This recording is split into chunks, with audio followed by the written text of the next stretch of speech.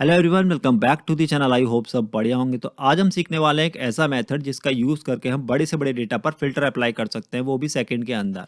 तो इस मेथड का यूज़ करके आप अपनी डेटा प्रोडक्टिविटी को भी इंक्रीज कर सकते हैं और अपनी क्वालिटी को भी इंप्रूव कर सकते हैं। तो चलिए देखते हैं कि कौन सा ऐसा मेथड है। आपने डेटा फिल्टर का तो काफ़ी बार यूज़ किया होगा, जहाँ पर हम किसी क्राइटेरिया को सिलेक्ट करते हैं और अपनी आउटपुट जनरेट कराते हैं। तो आज हम देखने वाले हैं यहाँ पर स्लाइजर का यूज़, किस तरीके से स्लाइजर काम करता है और कैसे हम अपने डेटा पर अप्लाई कर सकते हैं स्लाइजर। तो चलिए देखते हैं। हमें सबसे पहले क्या करना है, जो भी हमारा डेटा होगा उसको एक टेबल में कन्वर्ट करना है। टेबल में कन्वर्ट करने के लिए हमें क्या करना है, यहाँ पर कंट्रोल टी करना है।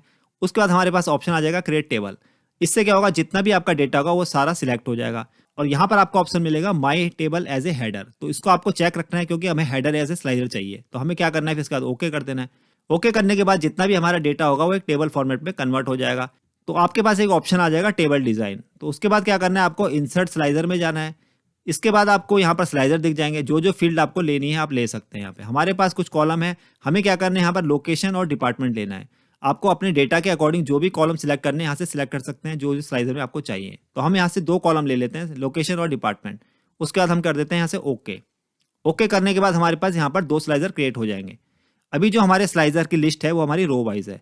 अगर आप चाहते हैं कि ये जो लिस्ट है हमारी कॉलम वाइज हो जाए तो आप इसको कॉलम में भी कन्वर्ट कर सकते हैं। कॉलम में कन्वर्ट करने के लिए हमें क्या करना होगा, सबसे पहले हमें जो भी स्लाइजर को आपको करना है उसको सिलेक्ट कर लेना है। उसके बाद यहाँ पर आपको ऑप्शन मिल जाएगा और उसके बाद ओके कर देंगे। आप चाहें तो इसको 3 में भी कर सकते हैं। अगर हम इसको 3 कर देंगे तो क्या होगा हमारे पास, और यहाँ पर इस तरीके से डेटा हमारा सोने लगेगा। ठीक है, इस तरीके से हमने यहाँ पे अपना स्लाइजर क्रिएट कर दिया। तो अब हमारी ये क्या हो गया, ये हमारा हो गया 3 कॉलम हो गए हैं इसमें। अब जो ये वाली लिस्ट है आप इसको भी करना चाहें तो आप कर सकते हैं। अब इसको हम रो वाइज रहने देते हैं और आपको इसको कलर चेंज करना है तो आप कलर भी चेंज कर सकते हैं। अब आपको यहाँ से ऑप्शन मिल जाएंगे सारे, जो जो आपको ऑप्शन लेना है। अब मान लीजिए मैं यहाँ से कलर चेंज कर देता हूँ इसका, तो अब ये ग्रीन हो गया है। जो भी आपको कलर लगे अपने टेबल के अकॉर्डिंग आप इसको यहाँ पे चेंज कर सकते हैं।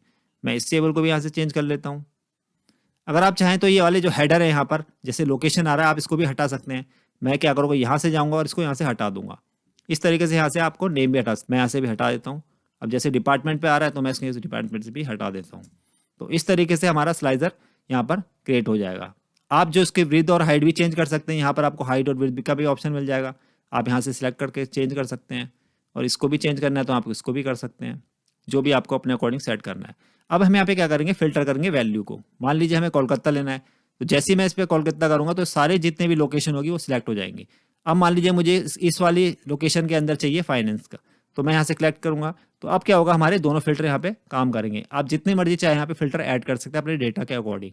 तो इस तरीके से आप यहाँ से क्या कर सकते हैं, स्लाइजर का यूज़ कर सकते हैं बड़े से बड़े डेटा पर और अपने डेटा को ईजिली फिल्टर कर सकते हैं, वो भी सेकंड के अंदर। आई होप इस वीडियो से आपको क्लियरिटी मिलेगी कि कैसे हम डेटा पर अप्लाई कर सकते हैं स्लाइजर का। Thank you for watching.